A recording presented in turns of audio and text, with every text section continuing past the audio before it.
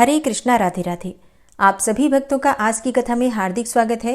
भगवान श्री कृष्ण और श्रीमती राधा रानी की कृपा से आपकी समस्त मनोकामनाएं पूर्ण हो। 9 दिसंबर 2023 आज है मंगलवार का दिन और आज आप सुनेंगे पौष मास की कथा का 14वां अध्याय। और हाँ, आज पौष मास के कृष्ण पक्ष का प्रदोष व्रत है, तो अगर आप व्रत धारण करते हैं तब तो आप भगवान शिव की पूजा करेंगे ही, लेकिन जो भक्त व्रत नहीं भी करते हैं उन्हें भी आज भगवान शिव और माता पार्वती की विधि विधान से पूजा करनी चाहिए। और प्रदोष व्रत के शुभ मुहूर्त और पूजा विधि की वीडियो, व्रत की कथा की वीडियो चैनल पर अपलोड हो चुकी है, जरूर आप लोग उसे देख लीजिए। और आज का अध्याय सुनने से पहले सुनते हैं कृष्ण कथा। और कृष्ण कथा में आज आप सुनने वाले हैं भगवान पर विश्वास की एक सत्य कथा, कान्हा जी के चमत्कार की एक सत्य कथा। ये कथा है वृंदावन की। वृंदावन शहर में एक वैद्य थे जिनका मकान भी बहुत पुराना था। वैद्य साहब अपनी पत्नी को कहते थे कि जो भी कुछ तुम्हें चाहिए, जो भी सामान तुम्हें चाहिए, वो एक चिट्ठी में लिख कर दे दो। और जब वो दुकान पर जाते, वैद्य साहब जब दुकान पर जाते तो सबसे पहले चिट्ठी खोलते थे और सामान के भाव को देखते कि ये सामान कितने का है। फिर कान्हा से दुआ करते कि सांवरे, मैं केवल तेरी इजाज़त से ही तुझे छोड़कर यहाँ दुनिया में आ बैठा हूँ। तू मेरी आज की व्यवस्था कर देगा, उसी समय यहाँ से उठ जाऊँगा। और फिर कभी सुबह 9:30 बजे, कभी 10 बजे ही रोगियों की दवा देकर वापस वो अपने गांव चले जाते थे। मतलब जितने तक का सामान होता था उस सामान की व्यवस्था जैसे ही हो जाती थी वैसे ही वो दुकान बंद करके और वापस अपने गांव चले जाते थे। मतलब अधिक पाने की लालच नहीं कि और कमाना है, ऐसा नहीं सोचना। आज के खर्च की व्यवस्था हो गई, बस इतना ही उनको कमाना था। अब एक दिन क्या हुआ कि वैद्य जी ने जब दुकान खोली और फिर चिट्ठी खोली तो देखते ही रह गए। एक बार तो उनका मन भटक गया, उन्हें अपनी आंखों के सामने तारे चमकते हुए नजर आ गए, लेकिन जल्दी ही उन्होंने अपने मन पर काबू पा लिया। अब ऐसा क्या हुआ था, ऐसा क्या लिख दिया था पत्नी ने उस चिट्ठी में? आटे, दाल, चावल आदि के बाद पत्नी ने लिखा था, बेटी के दहेज का सामान भी लाना है जी। अब वैद्य जी कुछ देर तो सोचते रहे, फिर बाकी चीजों की कीमत लिखने के बाद दहेज के सामने ऐसा लिखा कि ये काम मेरे कान्हा का है, कान्हा ही जाने। 1-2 मरीज आए थे, उन्हें वैद्य जी दवाई दे रहे थे। इसी दौरान एक बड़ी सी कार उनके दुकान के सामने आकर रुकी। जब दोनों मरीज दुकान से बाहर दवाई लेकर चले गए तब वो साहब कार से बाहर निकले और राधे राधे करके बेंच पर बैठ गए। वैद्य जी ने कहा कि अगर आपको दवाई लेनी है अपने लिए तो आपको अपनी नाड़ी दिखानी पड़ेगी। तो क्या मैं आपकी नाड़ी देख लूं? उस आदमी ने कहा कि वैद्य जी, मुझे लगता है आपने मुझे पहचाना नहीं। मैं 15-16 साल बाद आपकी दुकान पर आया हूँ। आपको पिछली मुलाकात की बात सुनाता हूँ, फिर शायद आपको मेरी सारी बातें याद आ जाएंगी। वैद्य जी, मैं 5-6 साल से इंग्लैंड में ही रहता हूँ। इंग्लैंड जाने से पहले मेरी शादी हो गई थी, लेकिन अब तक बच्चा नहीं हुआ था, तो यहाँ भी इलाज किया और इंग्लैंड में भी करवाया, लेकिन हमारी किस्मत में शायद कोई बच्चा था ही नहीं। तो आपने कहा कि मेरे भाई अपने भगवान से निराश ना हो, याद रखो उसके खजाने में किसी चीज की कोई कमी नहीं है। औलाद, मान, धन दौलत और खुशी गमी, जीवन मृत्यु सब कुछ उसी के हाथ में है। किसी वैद्य के हाथ में कुछ भी नहीं है। अगर औलाद होनी है तो मेरे सांवरे के आशीर्वाद से ही होनी है। औलाद देनी है तो उसी ने देनी है। मुझे याद है आप बातें करते जा रहे थे और साथ साथ में पुड़िया भी बना रहे थे। फिर आपने मुझसे कहा कि तुम्हारा नाम क्या है। मैंने बताया कि मेरा नाम सतीश है। आपने एक लिफाफे पर कान्हा और दूसरे पर राधे लिखा। फिर दवा लेने का तरीका बताया, लेकिन जब मैंने आपसे पूछा कि कितने पैसे, तब आपने कहा बस ठीक है। मैंने जोर डाला तो आपने कहा कि आज का खाता बंद हो गया है। मैंने कहा मुझे आपकी बात समझ नहीं आई। तब आपके पास खड़े एक व्यक्ति ने बताया कि भाई, आज के घर के खर्च के लिए जितनी रकम वैद्य जी ने कान्हा जी से मांगी थी वो सांवरे ने इनको दे दी है और अधिक पैसे वे ले ही नहीं सकते। मैं बहुत हैरान हुआ और शर्मिंदा भी हुआ कि मेरे विचार कितने घटिया थे और ये वैद्य कितना महान व्यक्ति है। मैंने जब घर जाकर अपनी बीवी को दवा दिखाई और सारी बातें बताई तो उसके मुंह से निकला, वो इंसान नहीं, कोई फरिश्ता है और उसकी दी हुई दवाई हमारी मनोकामना जरूर पूरी करेगी जी। वैद्य जी, आज हमारे घर में 3 बच्चे हैं। हम पति पत्नी हर समय आपके लिए दुआएं करते हैं। जब भी वृंदावन में छुट्टी पे आया, कार उधर रोकी, लेकिन दुकान को बंद पाया। कल दोपहर भी आया था, दुकान बंद थी। एक आदमी पास ही खड़ा हुआ था तो उसने कहा कि अगर आपको वैद्य जी से मिलना है तो सुबह 9 बजे अवश्य पहुंच जाएं, वरना उनके मिलने की कोई गारंटी नहीं। इसलिए आज सवेरे सवेरे ही आपके पास आया हूं। वैद्य जी, हमारा सारा परिवार इंग्लैंड में ही बस चुका है। केवल एक विधवा बहन अपनी बेटी के साथ वृंदावन में रहती है। हमारी भांजी की शादी इस महीने की 21 तारीख को होनी थी। इस भांजी की शादी का सारा खर्च मैं अपने जिम्मे लिया था। 10 दिन पहले इसी कार में उसे मैं पानीपत अपने रिश्तेदारों के पास भेजा कि शादी के लिए जो चीजें चाहे खरीद ले। उसे पानीपत जाते ही बुखार हो गया और उसने किसी को नहीं बताया। बुखार की दवा खाती रही और बाजारों में फिरती रही। बाजार में फिरते फिरते ही वो अचानक से बेहोश होकर गिर पड़ी। उसे अस्पताल तो ले गए, लेकिन बेचारी वो इस दुनिया से चली गई। इसके मरते ही न जाने क्यों मुझे और मेरी पत्नी को आपकी बेटी का ख्याल आया। हमने और हमारे सभी परिवार ने फैसला किया है कि हम अपनी भांजी के दहेज का जो सामान है, सभी साजो सामान आपके यहाँ पहुँचा देंगे। शादी अगर जल्दी है तो इंतजाम हम खुद करेंगे, और अगर अभी कुछ देर है तो सभी खर्चों के लिए पैसा आपको नकदी पहुँचा देंगे। आप कृपा करके मना मत करना। अपना घर दिखा दें ताकि सारा सामान वहाँ पहुँचाया जा सके।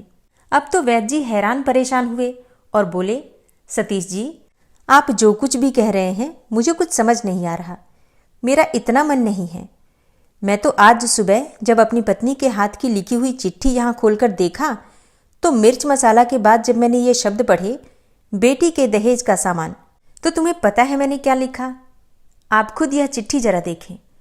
सतीश जी यह देखकर हैरान रह गए कि बेटी के दहेज के सामने लिखा हुआ था, यह काम कान्हा का है और कान्हा ही जाने।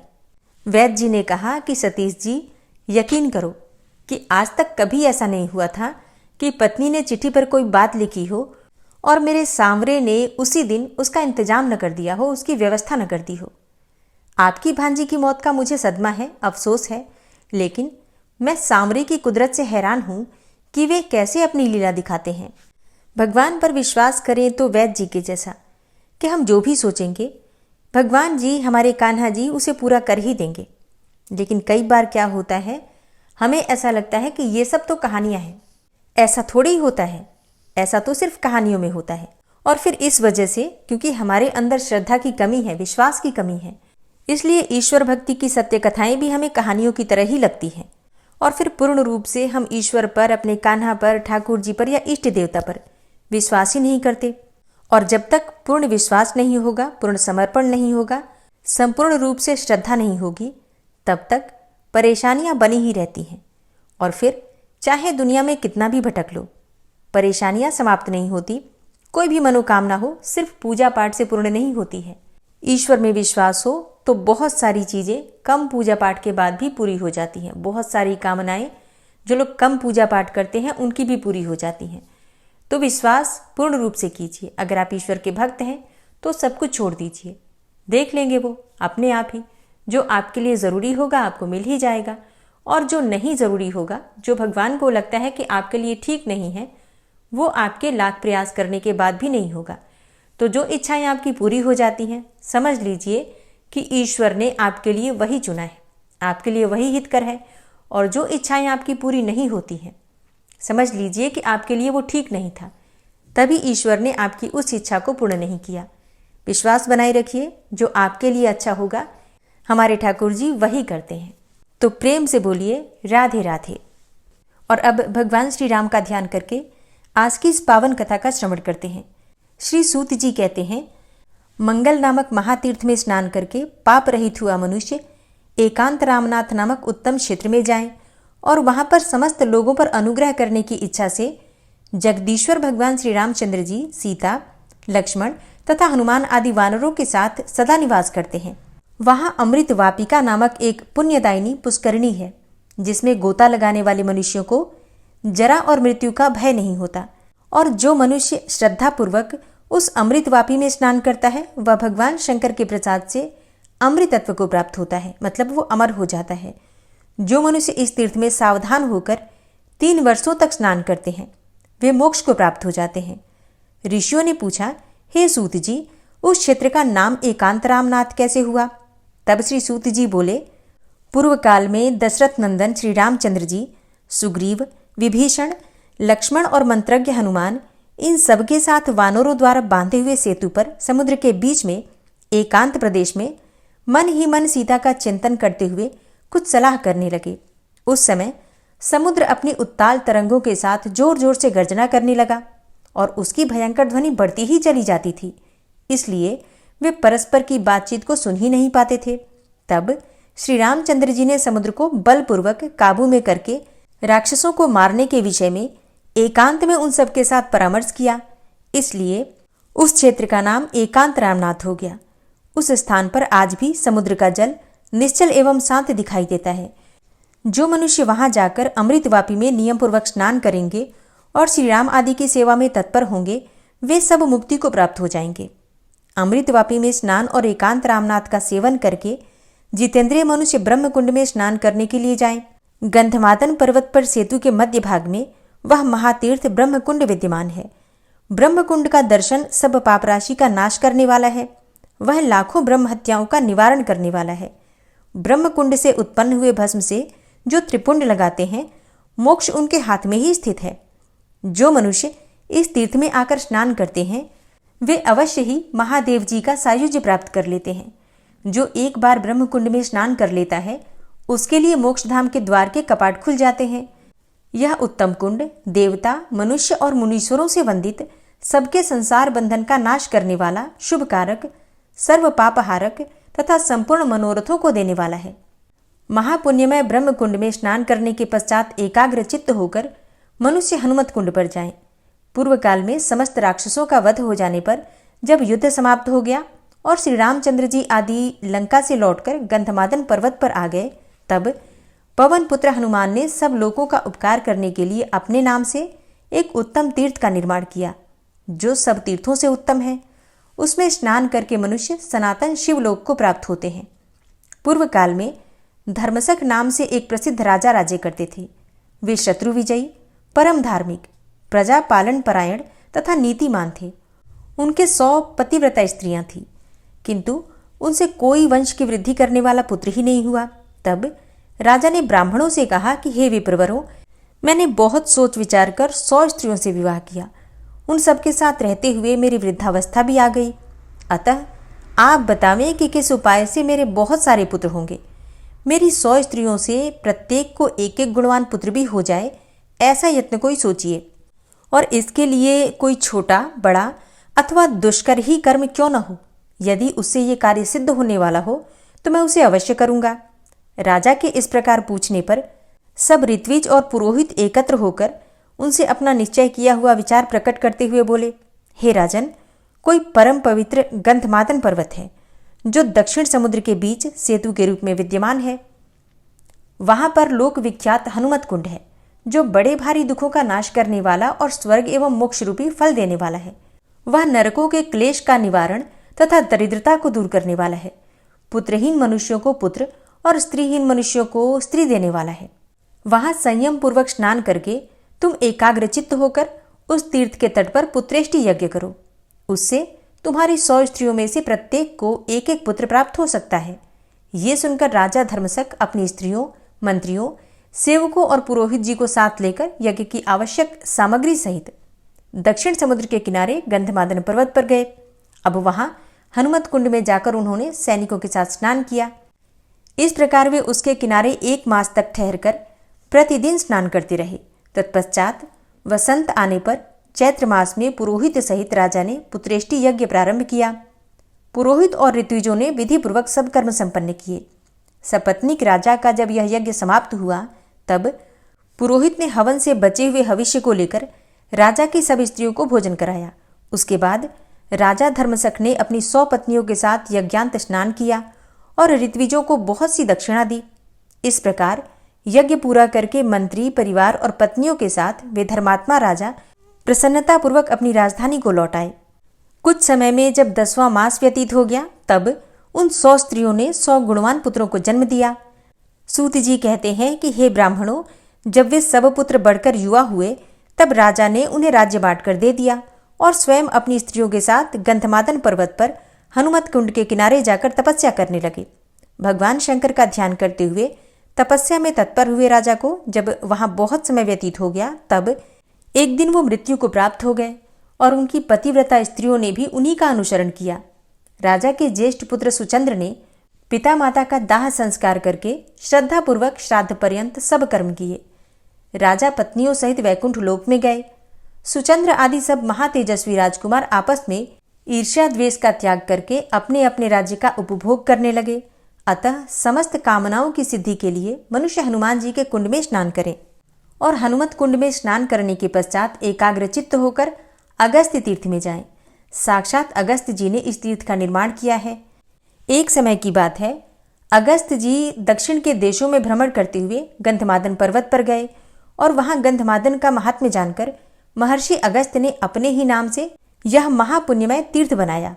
वे आज भी अपनी धर्मपत्नी लोपामुद्रा के साथ वही निवास करते हैं। उसमें स्नान और जलपान करके मनुष्य पुनर्जन्म का भागी नहीं होता। जय श्री राम। आज की कथा का यहीं पर समापन करते हैं। इसके आगे का वृतांत आप कल की कथा में सुनेंगे। और अब आप सुनेंगे श्री नारायण कवच।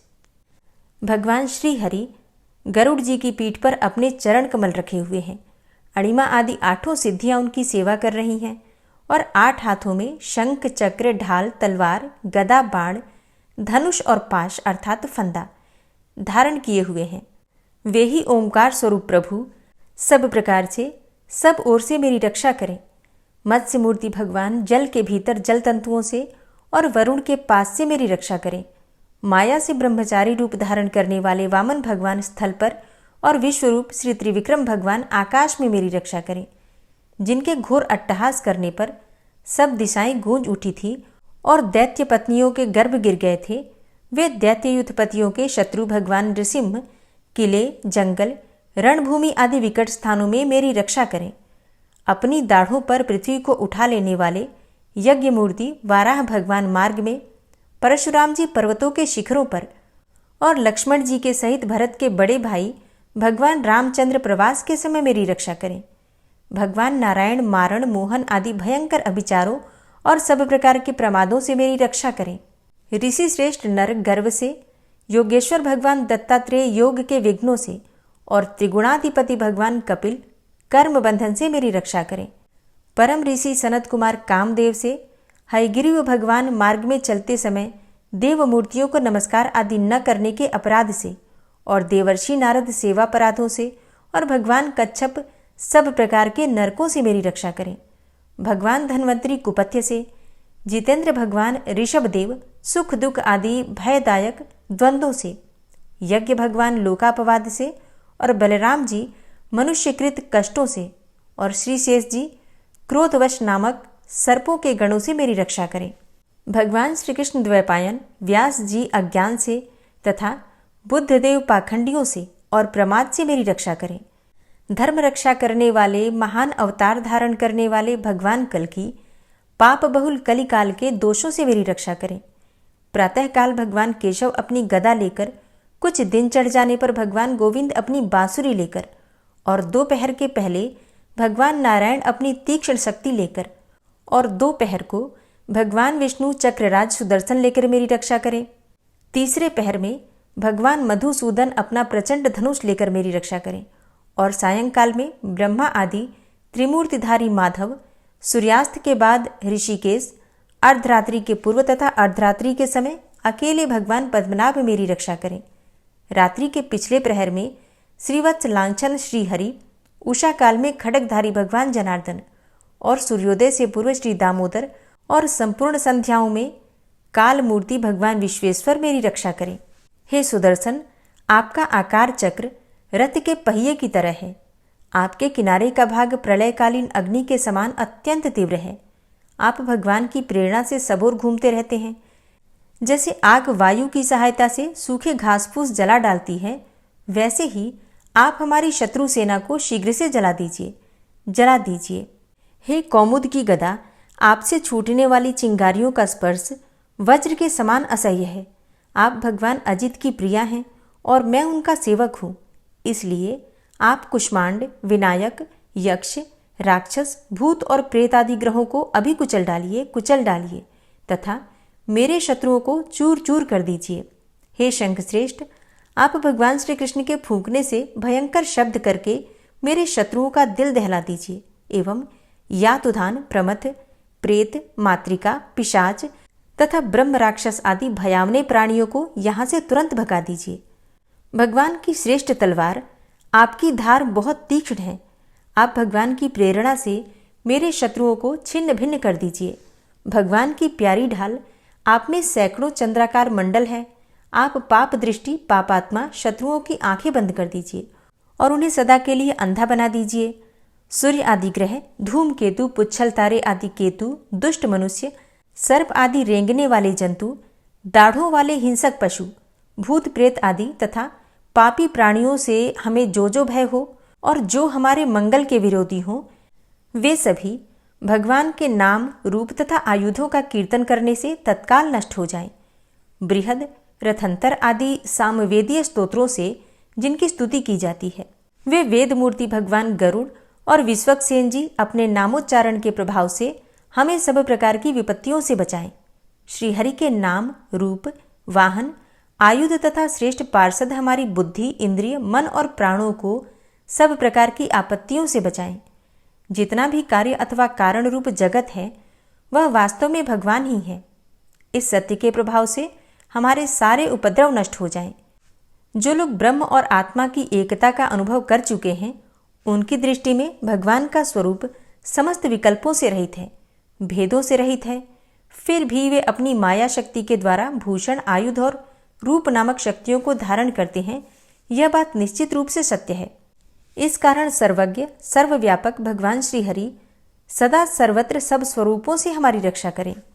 जो अपने भयंकर अट्टहास से सब लोगों के भय को भगा देते हैं और अपने तेज से सबका तेज ग्रस लेते हैं, वे भगवान नृसिंह दिशा विदिशा में, नीचे ऊपर बाहर भीतर सब ओर से हमारी रक्षा करें। हे देवराज इंद्र, मैंने तुम्हें यह नारायण कवच सुना दिया है। इस कवच से तुम अपने को सुरक्षित कर लो। बस फिर तुम अनायास ही सब दैत्य युद्धपतियों को जीत कर लोगे। इस नारायण कवच को धारण करने वाला पुरुष जिसको भी अपने नेत्रों से देख लेता है अथवा पैर से छू देता है, तत्काल समस्त भयों से वो मुक्त हो जाता है। जो इस वैष्णवी विद्या को धारण कर लेता है, उसे राजा, डाकू, प्रेत, पिशाच आदि और बाघ आदि हिंसक जीवों से कभी किसी प्रकार का भय नहीं होता। हे देवराज, प्राचीन काल की बात है, एक कौशिक गोत्री ब्राह्मण ने इस विद्या को धारण करके योग धारणा से अपना शरीर मरुभूमि में त्याग दिया। अब जहां उस ब्राह्मण का शरीर पड़ा था, उसके ऊपर से एक दिन गंधर्वराज चित्ररथ अपनी स्त्रियों के साथ विमान पर बैठकर निकले। वहां आते ही वे नीचे की ओर सिरकिए विमान सहित आकाश से पृथ्वी पर गिर पड़े। इस घटना से उनके आश्चर्य की सीमा न रही जब उन्हें बालखिल्य मुनियों ने बतलाया कि यह नारायण कवच धारण करने का प्रभाव है। तब उन्होंने उस ब्राह्मण देव की हड्डियों को ले जाकर पूर्ववाहिनी सरस्वती नदी में प्रवाहित कर दिया और फिर स्नान करके वे अपने लोक को चले गए। श्री सुखदेव जी कहते हैं, हे परीक्षित, जो पुरुष इस नारायण कवच को समय पर सुनता है और जो आदर पूर्वक इसे धारण करता है, उसके सामने सभी प्राणी आदर से झुक जाते हैं और वह सब प्रकार के भयों से मुक्त हो जाता है। हे परीक्षित, शतक्रतु इंद्र ने आचार्य विश्वरूप जी से यह वैष्णवी विद्या प्राप्त करके रणभूमि में असुरों को जीत लिया और वे त्रैलोक्य लक्ष्मी का उपभोग करने लगे। श्री नारायण कवच संपूर्ण हुआ और अब आप सुनेंगे श्री विष्णु सहस्त्रनाम स्तोत्र। ओम विश्वं विष्णुर्वषट्कारो भूतभव्य भवत्प्रभु भूतकृत भूतभृद्भावो भूतात्मा भूतवाहन भूतात्मा परमात्मा च मुक्तानां परमागति अव्ययः पुरुषः साक्षी क्षेत्रज्ञो अक्षर एव च योगो योगविदां नेता प्रधान पुरुषेश्वरः नारसिंहवपुः श्रीमान् केशवः पुरुषोत्तमः सर्वः शर्वः शिवस्थाणुर्भूतादिर्निधिर्व्ययः संभवो भावनो भर्ता प्रभवः प्रभुरीश्वरः स्वयंभू शंभुरादित्यः पुष्कराक्षो महास्वनः अनादिनिधनो धाता विधाता धातुरुत्तमः अप्रमेयो ऋषिकेश पद्मनाभो अमरप्रभु विश्वकर्मा मनुस्त्वष्टा स्थविष्ठः स्थविरो ध्रुवः अग्राह्यः शाश्वतः कृष्णो लोहिताक्षः प्रतर्दनः प्रभूतस्त्रिककुब्धाम पवित्रं मङ्गलं परम् ईशानः प्राणदः प्राणो ज्येष्ठः श्रेष्ठः प्रजापति हिरण्यगर्भो भूगर्भो माधवो मधुसूदनः ईश्वरो विक्रमी धन्वी मेधावी विक्रमः क्रमः अनुत्तमो दुराधर्षः कृतज्ञः कृतिरात्मवान् सुरेश शरणं शर्म विश्वरेताः प्रजाभवः अह संवत्सरो व्याल प्रत्ययः सर्वदर्शनः अजः सर्वेश्वर सिद्ध सिद्धे सर्वादिर्च्युत वृषाकपिर्मेयात्मा सर्वयोगविनिश्रित वसुर्वसुमना सत्य समात्मा संमितः सम अमोघ पुण्डरीकाक्षो वृषकर्मा वृषाकृतिः रुद्रो बहुशिरा बभ्रुर्विश्वयोनिः शुचिश्रवः अमृतः शाश्वतस्थाणुर्वरारोहो महातपः सर्वगः सर्वविद्भानुर्विश्वक्सेनो जनार्दनः वेदो वेदविद्व्यङ्गो वेदाङ्गो वेदवित्कविः लोकाध्यक्ष सुराध्यक्षो धर्माध्यक्ष कृताकृता चतुरात्मा चतुर्व्यूहश्चतुर्द्रष्टश्चतुर्भुजा भ्राजिष्णुर्भोजनं भोक्ता सहिष्णुर्जगदाति च अनघो विजयोजेता विश्वयोनिः पुनर्वसु उपेन्द्रो वामनः प्रांशुर्मोघः शुचिरुर्जिता अतीन्द्रः सङ्ग्रहः सर्गो धृतात्मा नियमो यमः वेद्यो वैद्यः सदा योगी वीरः माधवो मधु अतीन्द्रियो महामायो महोत्साहो महाबलः महाबुद्धिर्महावीर्यो महाशक्तिर्महाद्युतिः अनिर्देश्य वपुः श्रीमान् मेयात्मा महाधृतिर् महिश्वासो महीभर्ता श्रीनिवास सतां गति अनिरुद्ध सुरानन्दो गोविन्दो गोविन्दाम्पति मरीचिर्दमनो हंस सुपर्णो भुजगोत्तम हिरण्यनाभ सुतपा पद्मनाभ प्रजापति अमृत्यु सर्वदिक्सिंह संधाता सन्धिमानस्थिर अजो दूर्मर्षणः शास्ता विश्रुतात्मा सुरारिः गुरुर्गुर्तमो धाम सत्य सत्यपराक्रम निमिषो अनिमिषो श्रग्वी वाचस्पतिरुदारधि अग्रणिर्ग्रामणी श्रीमान् न्यायो नेता समीरण सहस्रमूर्धा विश्वात्मा सहस्राक्षा सहस्रपात् आवर्तनो निवृत्तात्मा संवृतः सम्प्रमर्दन अहसंवर्तको वहनिर्निलोधरणीधरः सुप्रसादः प्रसन्नात्मा विश्वदृग्विशुभुग्विभु सत्कर्ता सत्कृतः साधु जहर्नुर्नारायणो नरः असंख्येयो अप्रमेयात्मा विशिष्टशिष्टकृच्छुवि सिद्धार्थ सिद्धसङ्कल्प सिद्धिदः सिद्धिसाधनः वृषाहि वृषभो विष्णुर्विष्पर्वा वृषोदरः वर्धनो वर्धमानश्च विविक्तः श्रुतिसागरः सुभुजो दूर्धरो वाग्मी महेन्द्रो वसुदो वसु नैकरूपो बृहद्रूप शिपिविष्टः प्रकाशनः ओजस्तेजो द्युतिधर प्रकाशात्मा प्रतापनः रिद्धस्पष्टाक्षरो मन्त्रश्चन्द्रांशुर्भास्करद्युतिः अमृतांशुद्भवो भानु शशबिन्दुः सुरेश्वरः औषधं जगतः सेतु सत्यधर्मपराक्रमः भूतभव्य भवन्नाथ पवनः पावनो नलः कामः कामकृत्कान्तः कामः कामप्रदः प्रभु युगादिकृद्युगावर्तो नैकमायो महाशनः अदृश्यो अव्यक्तरूपश्च सहस्रजितनन्तजित् इष्टो अविशिष्ट शिष्टेष्ट शिखण्डी नहुसो वृष क्रोधः क्रोधकृत्कर्ता विश्वबाहुर्महीधरः अच्युतः प्रतितः प्राणः प्राणदो वासवानुजः अपां निधिर्धिष्ठानं प्रमत्तः प्रतिष्ठितः स्कन्दः स्कन्दधरो धूर्यो वरदो वायुवाहनः वासुदेवो बृहद्भानुरादिदेवः पुरन्दरः अशोकस्तारणस्तारः शूरः सौरिर्जनेश्वरः अनुकूलः शतावर्त पद्मी पद्मनिभेक्षणः पद्मनाभो अरविन्दाक्ष पद्मगर्भ शरीरभृत् महर्धिरिद्धो वृद्धात्मा महाक्षो गरुडाध्वजः अतुलः शरभो भीमो समयज्ञो हविर्हरि सर्वलक्षणलक्षण्यो लक्ष्मीवान् समितिञ्जयः वीक्षरो रोहितो मार्गो हेतुर्दामोदरः सह महीधरो महाभागो वेगवान् मिताशनः उद्भवः क्षोभणो देवः श्रीगर्भः परमेश्वरः करणं कारणं कर्ता विकर्ता गहनो गुहः व्यवसायो व्यवस्थान संस्थान स्थानदो ध्रुवः परर्थी परमस्पस्तुष्टः पुष्टः सुभेक्षणः रामो विरामो विरजो मार्गो नेयो नयोनयः वीरः शक्तिमतां श्रेष्ठो धर्मो धर्मविदुत्तमः वैकुण्ठः पुरुषः प्राणः प्राणदः प्रणवः पृथुः हिरण्यगर्भः शत्रुघ्नो व्याप्तो वायुरुधोक्षजः ऋतुः सुदर्शनः कालः परमेष्ठी परिग्रहः उग्रः संवत्सरो दक्षो विश्रामो विश्वदक्षिणः विस्तारः स्थावरस्थाणु प्रमाणं बीजमव्ययम् अर्थो अनर्थो महाकोशो महाभोगो महाधनः अनिर्विण्णः स्थविष्टोभू धर्मयुपो महामख नक्षत्रनेमिर्नक्षत्री क्षमा क्षामः समीहनः यज्ञ इज्यो महेज्यश्च क्रतुसत्रं सतां गतिः सर्वदर्शी विमुक्तात्मा सर्वज्ञो ज्ञानमुत्तमं सुव्रतः सुमुखः सुष्मा सुघोषः सुखदः सुहृतः मनोहरो जित्क्रोधो वीरबाहुर्विदारणः स्वापनः स्ववसो व्यापी नैकात्मा नैककर्मकृत् वत्सरो वत्सलो वत्सी रत्नगर्भो धनेश्वरः धर्मगुप्त धर्मकृद्धर्मी सदसक्षरमक्षरम् अविज्ञाता सहस्रांशुर्विधाता कृतलक्षणः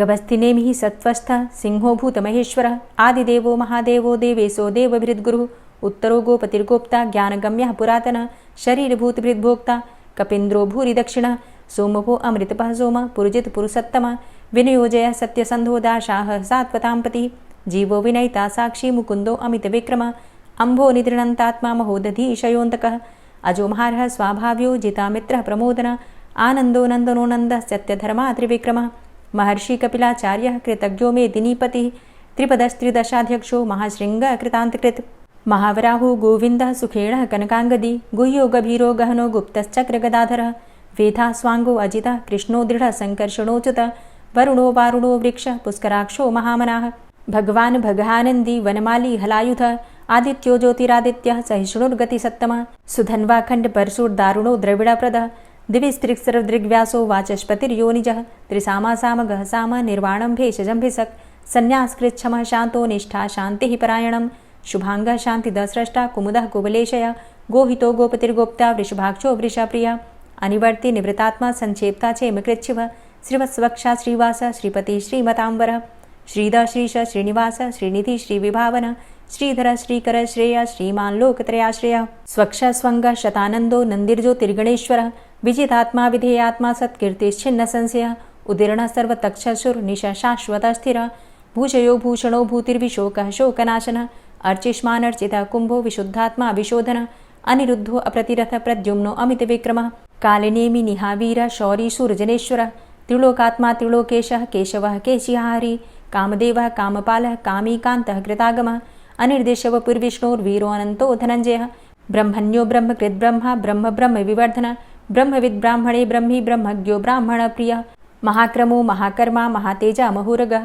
महाक्रतुर्महायज्वा महायज्ञो महाहवि स्तव्यस्तव प्रियस्तोत्रं स्तुतिस्तोतारणप्रिय पूर्णः पुरैता पुण्य पुण्यकीर्तिर्नामयः मनोजवस्तीर्थकरो वसुरेता वसुप्रद वसुप्रदो वासुदेव वसुर्वसुमनाहवि सद्गतिः सत्कीर्तिः सत्ता सद्भूतिः सत्परायणः शूरसेनो यदुश्रेष्ठः सन्निवासः सुयामुनः भूतावासो वासुदेवः सर्वासु निलयोऽनलः दर्पः दर्पदो दृप्तो दूर्धरोऽथा पराजितः विश्वमूर्तिर्महामूर्तिर्दीप्तमूर्तिर्मूर्तिमान् अनेकमूर्तिरव्यक्तः शतमूर्तिः शताननः एको नैकः सवः क किं यत्तत्पदमनुत्तमं लोकबन्धुर्लोकनाथो माधवो भक्तवत्सलः सुवर्णवर्णो हेमांगो वरांगश्चन्दनांगदी वीरः विषमः शून्यो घृताशीरचलश्चलः अमानीमानदो मान्यो लोकस्वामी त्रिलोकधृक् सुमेधा मेधजो धन्यः सत्यमेधा धराधरः तेजो वृषः द्वितिधरः सर्वशस्त्रभृताम्बर प्रग्रहो निग्रहो व्यग्रो नैकशृङ्गो गदाग्रजः चतुर्मूर्तिश्चतुर्बाहुश्चतुर्व्यूहश्चतुर्गति चतुरात्मा चतुर्भावश्चतुर्वेदविदेकपात् समावर्तो अनिवृतात्मा दुर्जयो दुरतिक्रम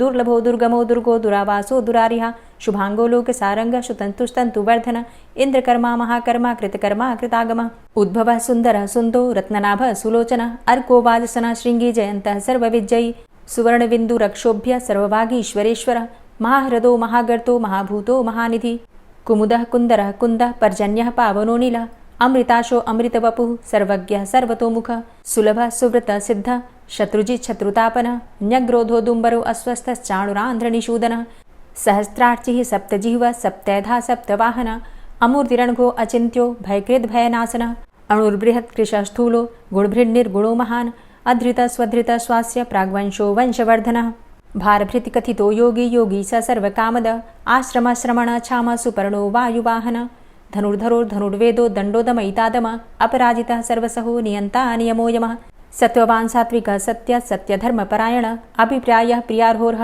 प्रियकृत्प्रीतिवर्धनः विहाय सगतिर्ज्योति सुरुचिर्हुद्भुग्विभु रविर्विलोचनः सूर्य सविता रविलोचनः अनन्तो हुद्भुग्भोक्ता सुखदो नैकजोग्रज अनिर्विण्ण सदामर्षि लोकाधिष्ठानमद्भुतः सनात सनातन्तमः कपिलः कपिरप्यय स्वस्तिदा स्वस्तिकृत् स्वस्ति स्वस्तिभुक् स्वस्ति दक्षिण रौद्रः कुण्डली चक्रे विक्रम्युर्जितशासन शब्दातिगः शब्दशः शिशिरः शर्वरीकर अक्रूरः पेशलो दक्षो दक्षिणः क्षमिणाम्बर विद्वतमो वितभय पुण्यश्रवणकीर्तन उत्तारणो दुष्कृतिः पुण्यो दुःस्वप्ननाशन वीरः रक्षण सन्तो जीवनः पर्यवस्थित अनन्तरूपो अनन्तसृर्जितमन्युर्भयापः चतुरष्ट्रो गभीरात्मा विदिशो व्यादिशो दिश अनादिर्भूर्भुवो लक्ष्मीः सुवीरो रुचिराङ्गद जननो जन्मादिर्भीमो भीमपराक्रम आधारनीलयोधाता पुष्पहासः प्रजागर ऊर्ध्वगः सत्पथाचारः प्राणदः प्रणमापण प्रमाणं प्राणनीलयः प्राणभृत् प्राणजीवनः तत्त्वं तत्त्वविदेकात्मा जन्ममृत्यु जरातिग भूर्भुवः स्वस्तरुस्तारः सविता प्रपितामह यज्ञो यज्ञपतिर्यज्वा यज्ञाङ्गो यज्ञवाहन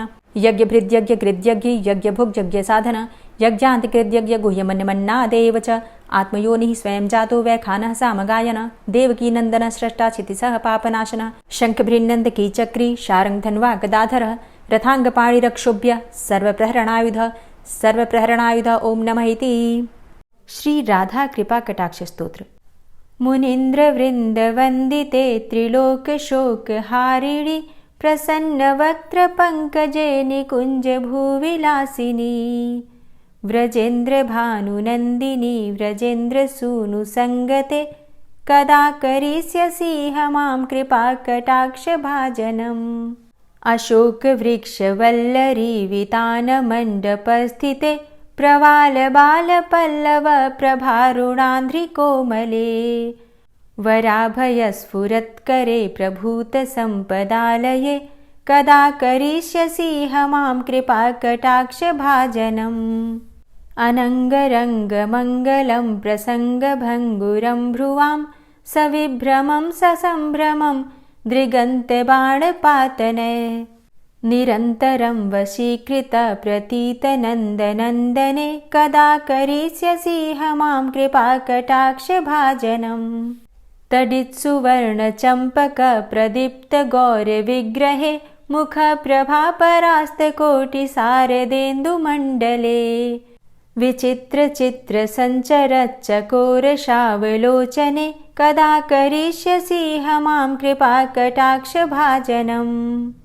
मदोन्मदादियौवने प्रमोदमानमण्डिते प्रियानुरागरञ्जिते कलाविलासपण्डिते अनन्यधन्यकुञ्जराज्यकामकेलिकोविदे कदा करिष्यसि मां कृपाकटाक्षभाजनम् अशेषहावभावधीरहीरहारभूषिते प्रभूतशातकुम्भकुम्भकुम्भिकुम्भसुस्तनि प्रशस्तमन्दहास्यचूर्णपूर्णसौख्यसागरे कदा करिष्यसि मां कृपाकटाक्षभाजनम् मृणालवालवल्लरी लताग्रलास्यलोलनीललोचनावलोकने ललल्लुलन्मिलन्मनोज्ञमुग्धमोहिनाश्रिते कदा करिष्यसि मां कृपाकटाक्षभाजनम् सुवर्णमल्लिकाञ्चितत्रिरेखकम्बुकण्ठगे त्रिसूत्रमङ्गलीगुणत्रिरत्नदीप्तिदीधिते सलोलनीलकुन्तलप्रसूनगुच्छगुम्फिते कदा करिष्यसि मां कृपाकटाक्षभाजनम् नितम्बबिम्बलम्बमानपुष्पमेखलागुणे प्रशस्तरत्नकिङ्किणीकलापमध्यमञ्जुले करीन्द्रशुण्डदण्डिकावरोहशोभगोरुके कदा करिष्यसि मां कृपाकटाक्षभाजनम् अनेकमन्त्रनादमञ्जुनूपुरारवस्खलत्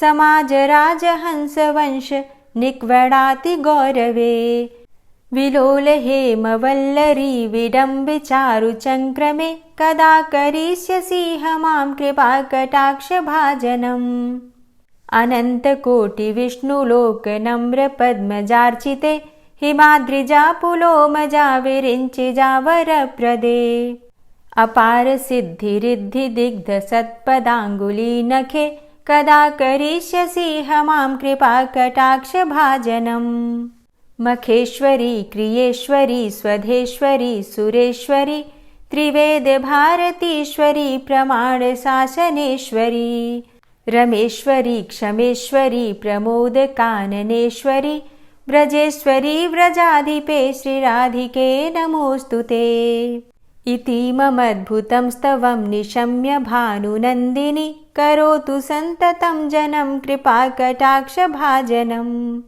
भवेत्तदैव सञ्चितत्रिरूपकर्मनाशनं लभेत्तदा ब्रजेन्द्रसूनुमण्डलप्रवेशनम् जय जय श्री राधे, जय जय श्री राधे। और अब आप सुनेंगे श्री तुलसी चालीसा।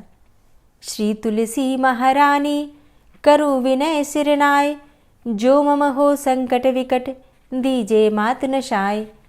नमो नमो तुलसी महारानी, महिमा अमित न जाए बखानी। दियो विष्णु तुमको सन्माना, जग में छायो सुयस महाना।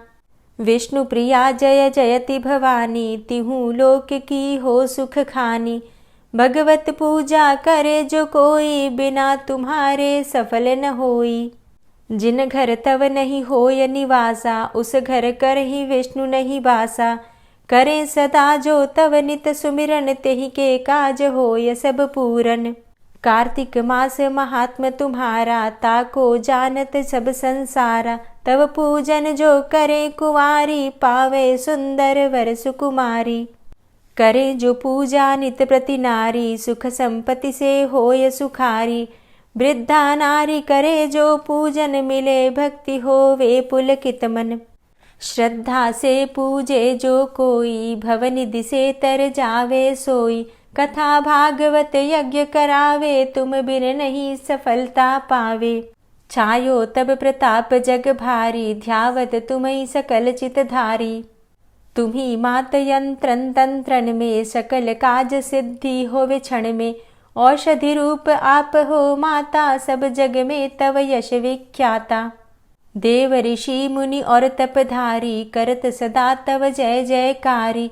वेद पुराणन तव यश गाया, महिमा अगम पार नहीं पाया। नमो नमो जय जय सुख कारणी, नमो नमो जय दुख निवारणी। नमो नमो सुख संपत्ति देनी, नमो नमो अघ काटन चेनी। नमो नमो भक्तन दुख हरणी, नमो नमो दुष्टन मद छेनी। नमो नमो भव पार उतारणी, नमो नमो परलोक सुधारणी। नमो नमो निज भक्त उबारणी, नमो नमो जन काज सवारणी। नमो नमो जय कुमति नशावनी, नमो नमो सब सुख उपजावनी। जयति जयति जय तुलसी माई, ध्याऊं तुमको शीश नवाई। निज जन जानि मोहि अपनाओ, बिगड़े कारज आप बनाओ। करूं विनय मैं मात तुम्हारी, पूर्ण आशा करहु हमारी। शरण चरण कर जोरी मनाऊं, निश दिन तेरे ही गुण गाऊं। करहु मात अब मोह पर दाया, निर्मल होए सकल मम काया। मांगू मातु यही बर दीजे, सकल मनोरथ पूर्ण कीजे। जानू नहीं कछु नेम आचारा, क्षमहु मातु अपराध हमारा। 12 मास करे जो पूजा, तासम जग में और नहीं दूजा। प्रथम ही गंगा जल मंगवावे, फिर सुंदर स्नान करावे। चंदन अक्षत पुष्प चढ़ावे, धूप दीप नैवेद्य लगावे। करें आचमन गंगा जल से, ध्यान करे हृदय निर्मल से। पाठ करे फिर चालीसा की, स्तुति करे मात तुलसा की। यह विधि पूजा करे हमेशा, ताके तन नहीं रहे कलेशा। करे मास कार्तिक का साधन, सोवे नित पवित्र हुई जाहि। है यह कथा महासुखदाई, पढ़े सुने सो भव तर जाई। यह श्री तुलसी चालीसा, पाठ करे जो कोय। गोविंद सो फल पावही, जो मन इच्छा होय।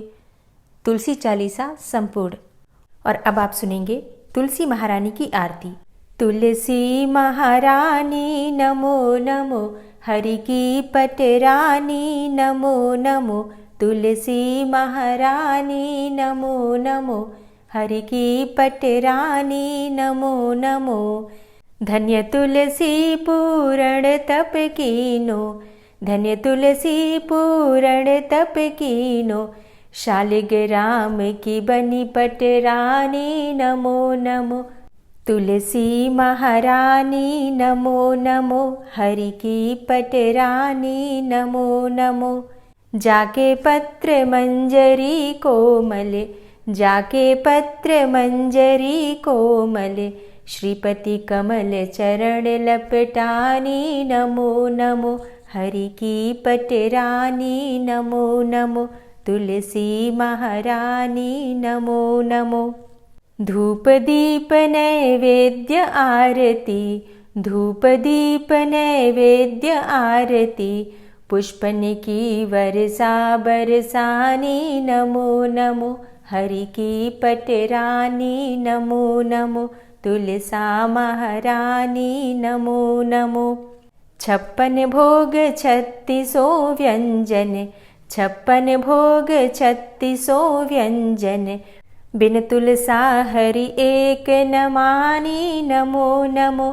तुलसी महारानी नमो नमो, हरि की पटरानी नमो नमो। सभी सखी मैया तेरो यश गावे, सभी सखी मैया तेरो यश गावे। भक्ति दान दीजे महारानी नमो नमो। तुलसा महारानी नमो नमो, हरि की पटरानी नमो नमो। नमो नमो तुलसा महारानी, नमो नमो तुलसी महारानी, तुलसी महारानी नमो नमो, हरि की पटरानी नमो नमो, तुलसी महारानी नमो नमो, हरि की पटरानी नमो नमो। प्रेम से बोलिए तुलसी मैया की जय। कार्तिक के ठाकुर राई दामोदर की जय। जय जय श्री कृष्णा, जय श्री राधे। दोस्तों, उम्मीद करती हूँ आज की कथा आपको ज़रूर पसंद आई होगी। वीडियो अच्छी लगी हो तो लाइक कीजिए, शेयर कीजिए और चैनल पर पहली बार आए हैं तो सब्सक्राइब करके बेल आइकन को ज़रूर प्रेस कर लीजिए। मिलती हूँ आपसे अगली वीडियो में, तब तक के लिए जय श्री राधे।